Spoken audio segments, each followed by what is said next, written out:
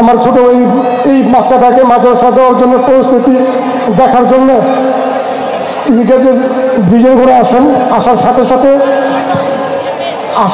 সাথেই মনে করেন গুলি খায় মারা যান। মানে আমার বুক মানে ফাইটে আসতেছে, আমি কথা বলতে পারতেছি না ভাই। আমার এই বাচ্চাটা মানুষ করবো কিভাবে, একটাই চিন্তা আছে। শহীদ সন্তানকে আপনারা দেখতে পেলেন, এই ছোট সন্তান দেখতে পাচ্ছেন। আপনাদের ভাই বোন কেউ আছে ওর সমান? আছে কি? কিন্তু আপনাদের সবই আছে, ওর বাবা নেই। আপনাদের সবই আছে, ওর বাবা নেই। কি একটা দুঃসময়ের মধ্যে পার করছে ওর জীবন। ধীরে ধীরে যত বড় হবে ও দীর্ঘশ্বাস তত বড় হবে। আমরা আজকে শহীদ পরিবারের কথা শুনবো। আপনাদের কাছে বিনীত অনুরোধ, আপনারা একটু শান্তভাবে একটু শুনুন। আমি একটু শুনতে চাচ্ছি রিমনের কাছে। রিমন, বলো তোমার বাবার নাম কি? মোহাম্মদ মনসুর মিয়া। তোমার কেমন লাগছে তোমার বাবা নেই? খারাপ। কে তোমার বাবাকে হত্যা করেছে? পুলিশ। ছোট্ট মানুষের জবানবন্দি আপনারা শুনলেন।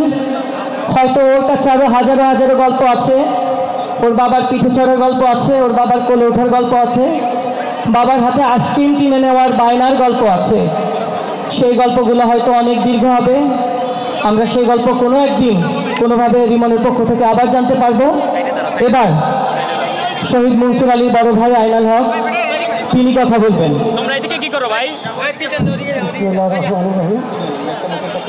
আসসালামু আলাইকুম।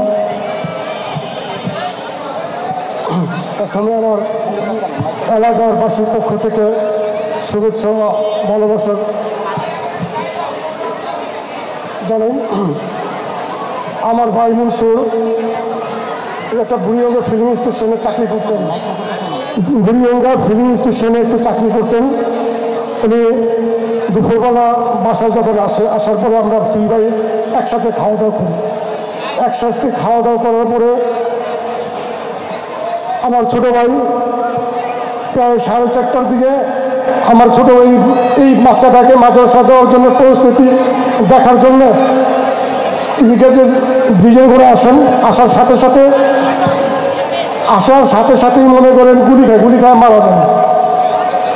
আসার সাথে সাথেই গুলি খায় মারা যান। এবং তো আমি সরকারি কোনো অনুদান পাই নাই, কোনো সহযোগিতা পাই নাই। আমার এই এলাকার আহমদ স্যার, সাকিব স্যার এই দুজন আমার সাথে দেখা করেছেন, কিন্তু আমার 9 মুরব্বী কাও আমার সাথে দেখা করে নাই এখনো পর্যন্ত।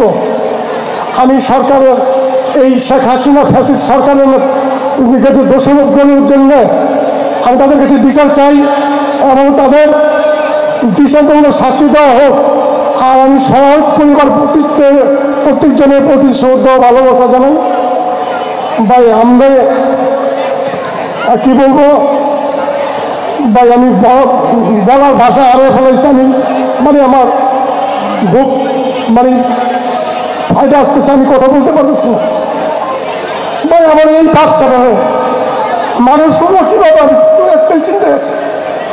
আপনারা সবাই আমার এই বাচ্চাটার জন্য দোয়া করবেন যাতে আমি মানুষের মতো মানুষ করতে পারি। আর আপনারা সবাই দোয়া করবেন এবং আমার বক্তব্য শেষ করছি। আসসালামু আলাইকুম। আপনারা শুনতে পেলেন একজন শহীদের ভাইয়ের আকুতি, একজন শহীদ সন্তানকে আপনারা দেখতে পেলেন। আমি আশা করব এই এলাকার যারা সমাজসেবী আছেন তারা অবশ্যই এই শহীদ এবং আহতদের পাশে দাঁড়াবেন।